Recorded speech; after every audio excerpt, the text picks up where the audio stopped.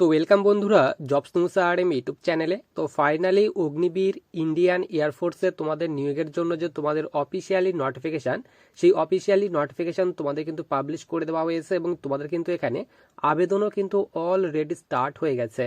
তোমরা কিন্তু এখানে মেল অ্যান্ড ফিমেল উভয় কিন্তু আবেদন করতে পারবে।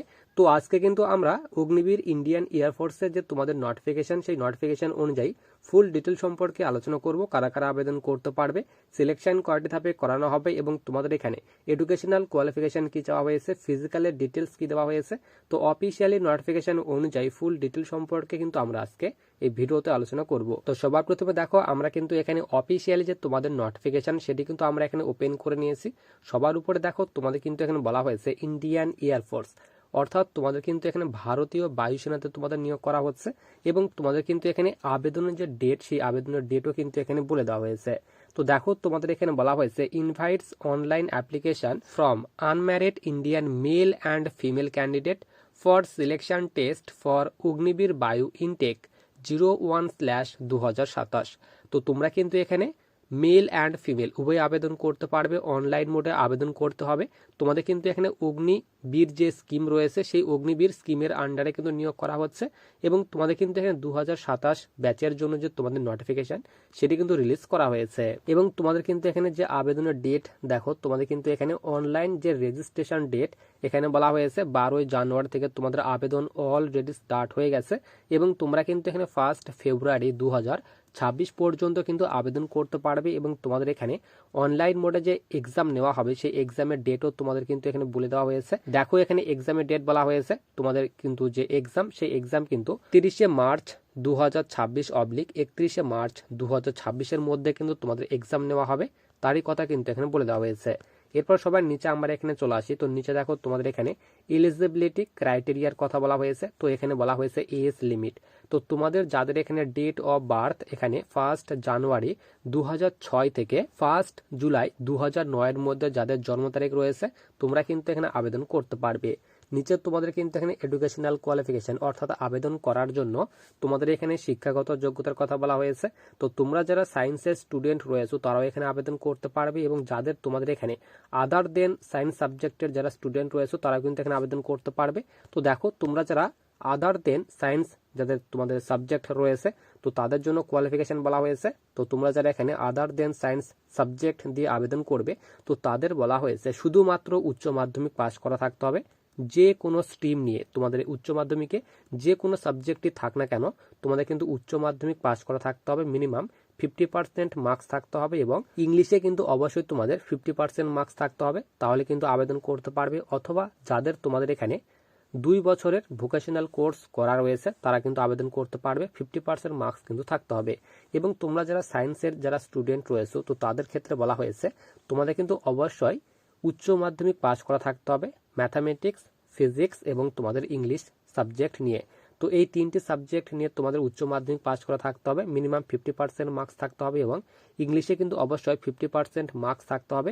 তাহলে কিন্তু তোমরা এখানে সায়েন্স যে স্ট্রিম রয়েছে সেই সায়েন্স স্ট্রিমের জন্য আবেদন করতে পারবে। অথবা যাদের এখানে বলা হয়েছে 3 ইয়ার ডিপ্লোমা কোর্স করা রয়েছে ইঞ্জিনিয়ারিংয়ে, তো তোমাদের এখানে ট্রেডগুলি বলা হয়েছে। এখানে বলা হয়েছে মেকানিক্যাল ইলেকট্রিক্যাল ইলেকট্রনিক্স এখানে বলা হয়েছে অটোমোবাইল, অথবা এখানে বলা হয়েছে কম্পিউটার সায়েন্স। তো তোমাদের এই সব স্ট্রিমে যাদের তোমাদের এখানে 3 বছরের ডিপ্লোমা কোর্স করা রয়েছে ইঞ্জিনিয়ারিংয়ে, তারা কিন্তু আবেদন করতে পারবে, 50% মার্কস থাকতে হবে। অথবা যাদের এখানে তোমাদের 2 বছরের vocational course with non vocational course করা রয়েছে, তারাও কিন্তু এখানে আবেদন করতে পারবে। তো তোমরা কিন্তু এখানে যারা সায়েন্সের স্টুডেন্ট রয়েছে তারাও আবেদন করতে পারবে এবং আদার দেন সায়েন্সের যারা স্টুডেন্ট রয়েছে তারাও কিন্তু এখানে আবেদন করতে পারবে। এরপর সবার নিচে দেখো তোমাদের কিন্তু এখানে হাইটের কথা বলা হয়েছে। তো মেল অ্যান্ড ফিমেল, তো ছেলে মেয়ে উভয়ের ক্ষেত্রে কিন্তু এখানে 152 সেন্টিমিটার তোমাদের কিন্তু হাইট চাওয়া হয়েছে এবং শুধুমাত্র মেয়েদের ক্ষেত্রে কিন্তু এখানে হাইটের ছাড় দেওয়া হয়েছে। তো তোমরা যারা এখানে নর্থ ইস্টার্ন স্টেট কিংবা হিল রিজন থেকে রয়েছো মেয়েরা, তো তাদের ক্ষেত্রে কিন্তু এখানে তোমাদের 147 সেন্টিমিটার হাইট চাওয়া হয়েছে এবং তোমরা যারা লাক্ষাদ্বীপ থেকে রয়েছে অর্থাৎ লাক্ষাদ্বীপ থেকে রয়েছে, তো তাদের কিন্তু এখানে 150 সেন্টিমিটার তোমাদের কিন্তু হাইট চাওয়া হয়েছে। তো মেল অ্যান্ড ফিমেল উভয়ের ক্ষেত্রে কিন্তু তোমরা যারা জেনারেল রয়েছে, তো সকলের ক্ষেত্রে কিন্তু এখানে 152 সেন্টিমিটার তোমাদের হাইট চাওয়া হয়েছে।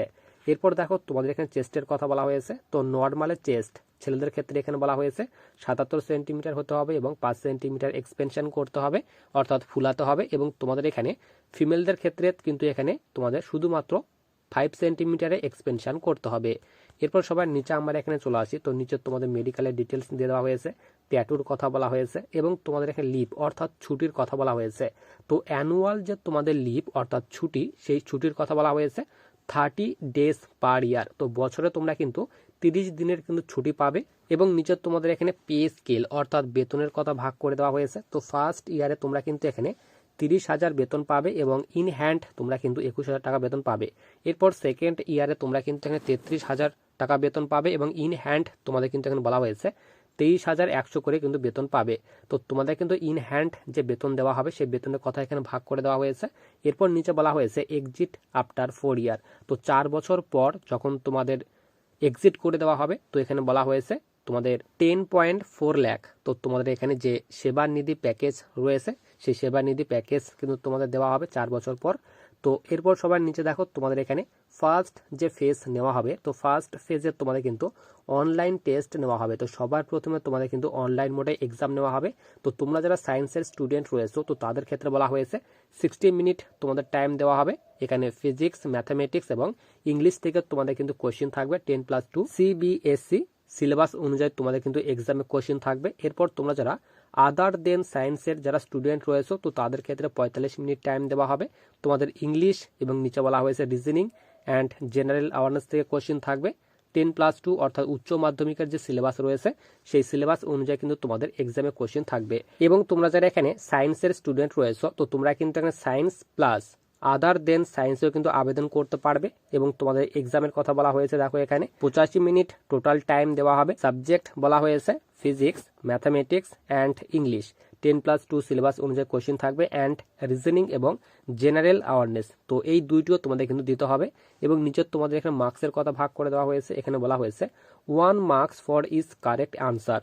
তো প্রতিটি সঠিক উত্তরের জন্য 1 নম্বর করে দেওয়া হবে এবং যে কোশ্চেনটি তোমরা আনঅ্যাটেম্প্ট করবে তো তার জন্য কিন্তু এখানে কোনো রকম মার্কস দেওয়া হবে না। এবং নেগেটিভ মার্কিংয়ের কথা বলা হয়েছে 0.25 মার্কসের তোমাদের যে নেগেটিভ মার্কিং সেই নেগেটিভ মার্কিং কিন্তু এখানে রাখা হয়েছে। তারপর তোমরা যারা এক্সাম পাস করবে তাদের কিন্তু এখানে সেকেন্ড ফেজ তোমাদের নেওয়া হবে। তো সেকেন্ড ফেজে তোমাদের যে ফিজিক্যাল রয়েছে সেই ফিজিক্যালের ডিটেলস তোমাদের কিন্তু নিচে এখানে দিয়ে দেওয়া হয়েছে। তো দেখো তোমাদের কিন্তু এখানে বলা হয়েছে PFT অর্থাৎ তোমাদের এখানে ফিজিক্যাল ফিটনেস টেস্ট তোমাদের চেক করা হবে। তো এখানে বলা হয়েছে 1600 মিটার তোমাদের রানিং নেওয়া হবে।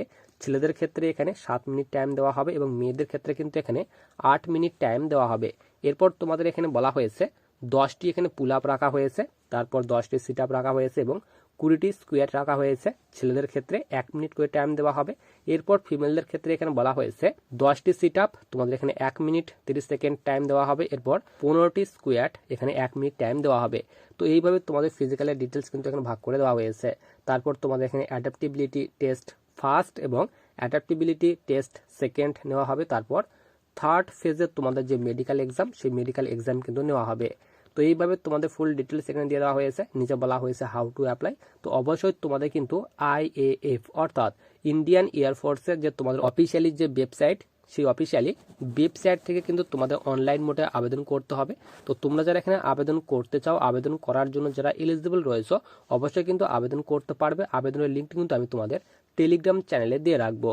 তো এরপর দেখো তোমাদের এখানে এক্সামিনেশন ফি। তো আবেদন করার জন্য তোমাদের কিন্তু এখানে 550 টাকা কিন্তু পেমেন্ট করতে হবে, তারই কথা কিন্তু এখানে বলা হয়েছে। তো আবেদন অলরেডি স্টার্ট হয়ে গেছে, মেল অ্যান্ড ফিমেল উভয় আবেদন করতে পারবে। আবেদনের লাস্ট ডেট তোমাদের আমি আরেকবার দেখিয়ে দেই। তো দেখো সবার উপরে তোমাদের কিন্তু এখানে আবেদনের লাস্ট ডেট কিন্তু এখানে বলেই দেওয়া হয়েছে। তোমরা কিন্তু এখানে 1 ফেব্রুয়ারি 2026 পর্যন্ত কিন্তু এখানে আবেদন করতে পারবে।